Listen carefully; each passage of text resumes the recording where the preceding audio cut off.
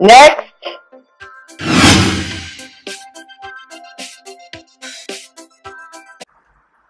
Hi, I'm Dr. Bruno. Hi, I'm Hollis Silverman. And today we're going to talk about attachment styles.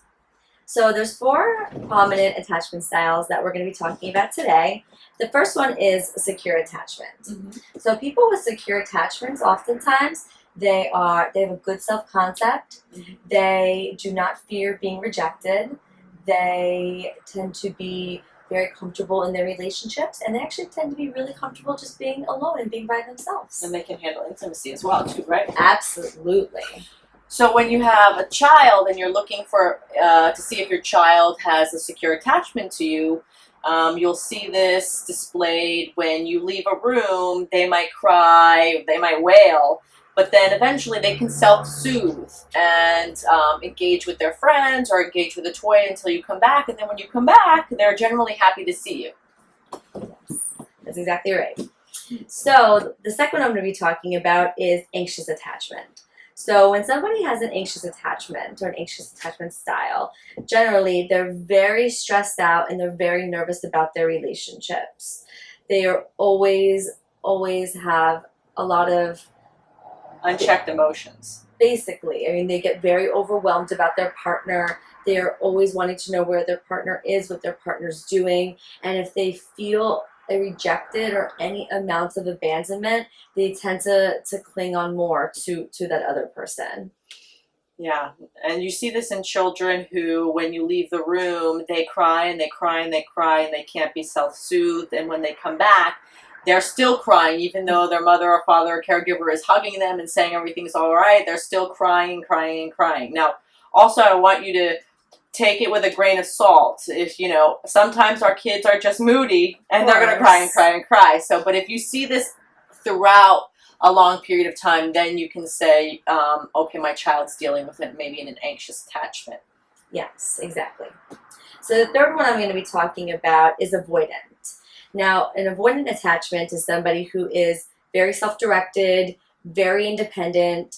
They somewhat are commitment phobics. So they lack the ability to have intense intimacy or deep intimacy with another person because it causes them a lot of fear, causes them to shy away from it. So that's what you would normally find in somebody who has an avoidant attachment. Mm-hmm. With kids, you will see that when you leave a room, they don't care, and when you enter a room, they don't care. It's and this is over time. They're just ambivalent, or they don't recognize whether you come or go. So the fourth one I'm going to be talking about is the combination of avoidant anxious or anxious avoidant attachment.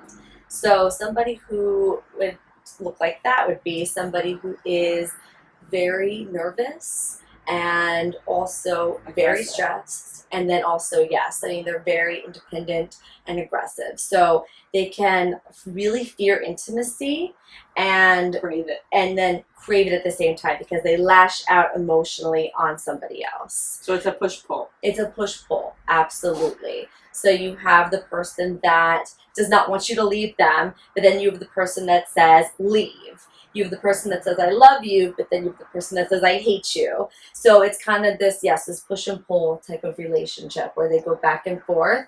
And because they can't handle the overwhelming amount of emotions because they're being pulled and pushed and prodded and they don't know how to hack it, they tend to lash out emotionally on their loved one. Would you say that, this could be almost diagnosed as borderline personality disorder? A lot of people with borderline personality disorder are anxious avoidant.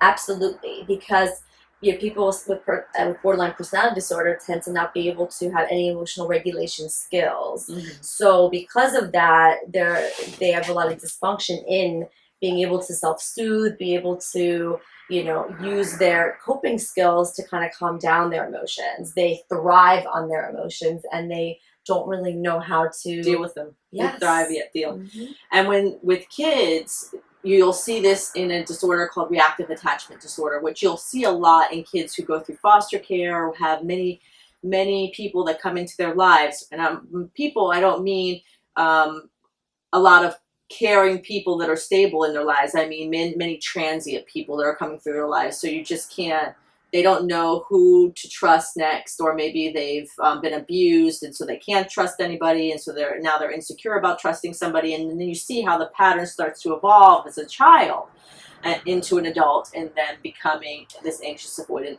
adult. Exactly, Dr. Bruno. And so that is the 4 prominent attachment styles. So thank you so much for joining us. Thank you. We'll see you again.